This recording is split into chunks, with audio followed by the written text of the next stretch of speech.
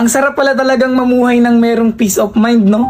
Yung tipong kahit anong marinig mo, kahit anong sabihin nila sa'yo, ay wala ka nang pakialam. Isa sa mga natutunan ko para magkaroon ng peace of mind sa sarili ko, ayaw magnampatulan yung mga bagay na hindi naman na dapat pinapatulan. Huwag mo nang pansinin yung mga hindi naman dapat pansinin. Lalo na yung mga bagay na alam mong hindi naman makakatulong sa sarili mo kapag nagpaliwanag ka pa, kapag ipinaglaban mo pa yung hindi naman na dapat pinaglalaban. Ikaw na nanonood, kung gusto mo ng peace of mind, sarili mo lang din ang makapagbibigay ng peace of mind. Sarili mo lang ang hindi na dapat papatol sa mga bagay na hindi na dapat patulan. Sarili mo lang yung makapagbibigay na hindi na dapat pansinin yung mga nagpapapansin. Deadmahin mo na lang yung nasa paligid mo. Di mo naman kailangan ng opinion ng iba at hindi mo kailangang magpa-apekto sa kanila dahil naniniwala pa rin ako na ikaw at ikaw lang din talaga ang makakatupad ng mga bagay na gusto mo. Maniwala ka sa sarili mo, sabayan mo ng paniniwala sa taas at huwag ka makinig sa mga negatibong komento ng ibang tao na hindi makakatulong.